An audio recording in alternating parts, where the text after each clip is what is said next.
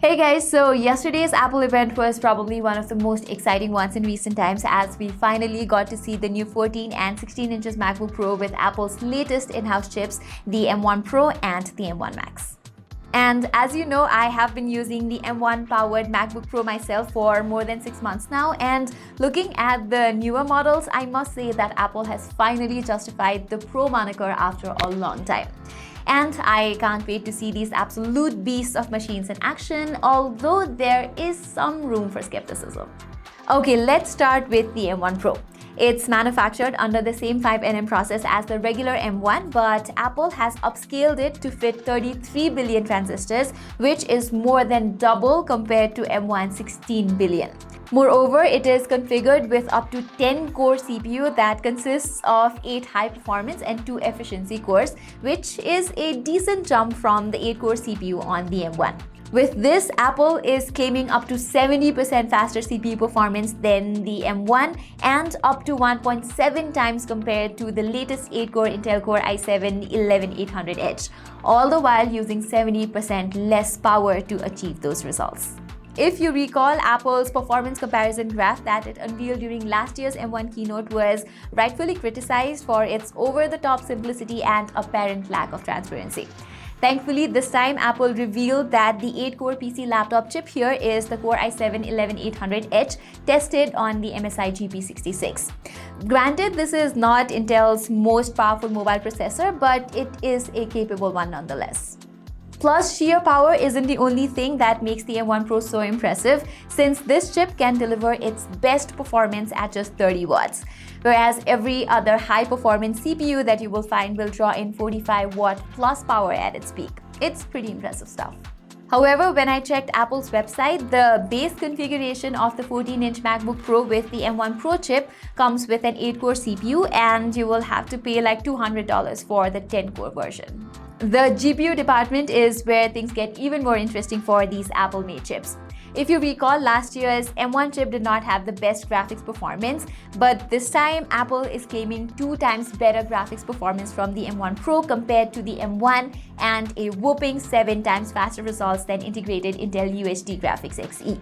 But that's not all. The M1 Pro apparently surpasses NVIDIA's RTX 3050 Ti with 85-watt TGP while consuming just 30-watt power. Okay, let's now talk about the M1 Max, which is an even beefier chip with the same 10-core CPU, but has some insane numbers like 57 billion transistors, 32-core GPU, 400 GB per second memory bandwidth, and up to 64 GB of unified memory.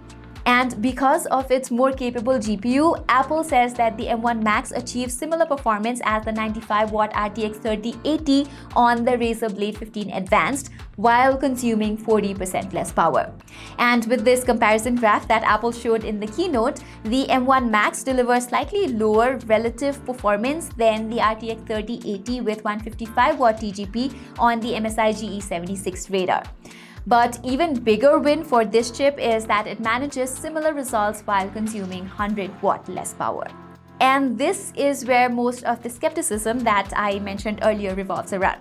It sounds almost too good to be true, but if Apple has actually managed to pull this off, it's going to change how we evaluate high-end Windows laptops as we know it. Okay, now let's talk about the MacBook itself. And yeah, to make the bezel slimmer, they put a notch like on the iPhones. Looks a little unorthodox, but I'm sure people will get used to it after a while. Plus, the menu bar on Mac OS perfectly runs through its alignment, which means that the notch is not intrusive of any app you're running. Inside, you will find an upgraded 1080p camera that reportedly delivers 2 times better low-light performance than previous MacBook Pros. Unfortunately, it does not support Face ID, but I think we will see that in the next iteration maybe. Anyway, the new 14 and 16 inches MacBook Pro offer the best display in the lineup's history as well. Apple calls it Liquid Retina XDR, which implements the 120Hz ProMotion Mini LED display as the latest 12.9 inches iPad Pros. As a result, professional content creators can now work on HDR content directly on this laptop, as it boasts an astounding 1,000,000:1 contrast ratio. In terms of brightness, Apple claims up to 1000 nits of sustained and up to 1600 nits of peak brightness on these machines. And Apple has finally ditched the touch bar of the 13 inches MacBook Pro for physical keys instead.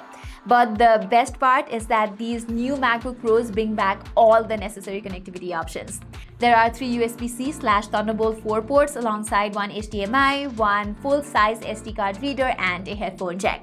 Oh, and there's a MagSafe 3 port too that Apple says can fill the respective MacBook Pro up to 50% in just 30 minutes. Then again, these laptops can also charge over USB-C connection. One interesting thing that I noticed is that the 16-inch MacBook Pro ships with a 140-watt USB-C power adapter, no matter the configuration, but the base variant of the 14-inch model with 8-core M1 Pro only gets a 67-watt brick, contrary to the 96-watt adapter on other configurations. In terms of battery, the new 16-inch MacBook Pro now holds the title of the longest battery life ever on a Mac notebook. Its 100-watt battery reportedly delivers up to 14 hours of wireless web browsing, which is insane for such a powerful device. The 14-inch MacBook Pro is a bit lower at 11 hours, but still is quite good. Anyhow, with a bigger chassis, we can expect the 16-inch variant to have a better thermal system. But Apple says both the 14 and 16-inch variant get the same cooling mechanism that can now draw in 50% more air than the last-gen MacBook Pro. Okay, now let's get into the fun part, and it's the prices. And of course, these devices don't come cheap. Let me select the full spec'd out model for the 14 inches MacBook Pro. Okay, so system on a chip, I am going to select the M1 Max with 10-core CPU and 32-core GPU. Then we have 64 GB of unified memory and finally 8 TB of SSD storage. And for this, the total is $5,899. But I think I am going to get the one with the M1 Max SoC with 24-core GPU, 16 GB RAM, and 512 GB of storage variant. And I think this variant should be fine for most users as well. Okay, now for the 16-inch variant, let me get the full spec one. So now I'm going to choose the memory option, for which I will go 64 GB of unified memory, 8 TB of SSD storage, which totals at a whopping $6,099. So guys, that was it for my quick overview and impressions of the all-new MacBook Pros. With the 2 new custom chips, I really believe Apple has pushed the boundaries of just how powerful a high-end notebook can get.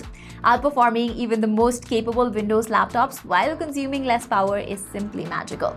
And I can't wait to get my hands on one of these devices. So yeah, don't forget to subscribe to our channel, and I'll see you soon.